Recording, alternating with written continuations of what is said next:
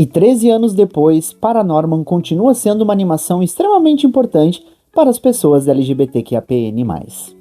Para quem não sabe, Paranorman é uma animação do estúdio Laika que conta a história do Norman, que é um menino que tem a capacidade de ver o sobrenatural. E a partir disso, várias coisas começam a acontecer na cidade e ele se vê no centro de uma aventura onde ele precisa salvar aquelas pessoas. E no meio dessa história a gente conhece o Mitch, que é um estudante da faculdade, jogador de futebol americano, fortão, mas que na verdade tem um coração muito bom e extremamente sensível. E ao longo do filme, ele recebe algumas cantadas e investidas por parte da irmã do Norman. E no final do longa, de uma maneira muito simples, em apenas uma frase, a gente descobre que o Mitch, na verdade, tem um namorado. E essa frase o colocou no patamar de um dos primeiros personagens em uma animação que é realmente uma pessoa LGBT+.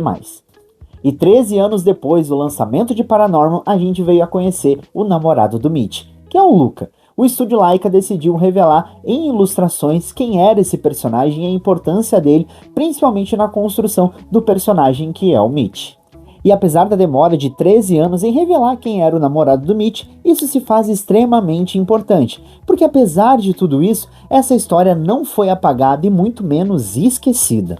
E nas animações atuais, muitos desses personagens que tinham construções e que revelavam a sua identidade como pessoas queer também foram ou excluídos ou reduzidos a pequenas falas e participações. E ter a construção do personagem do Mitch sendo finalizado 13 anos depois é sim uma demora, mas não um atraso, já que as nossas histórias não foram esquecidas e principalmente agora a gente pode dizer que Paranorman, além de ser uma animação muito bem executada, quebrando muitas barreiras e até mesmo entregando uma história que não vai ir nas conveniências dos outros estúdios clássicos, consegue acrescentar muito e representa bastante dentro da comunidade LGBT. E com isso, as nossas histórias continuam em todos os lugares, já que Paranorman nos trouxe o Mitch, um personagem extremamente importante e que mesmo 13 anos depois se torna tão icônico quanto a sua primeira aparição lá em 2012.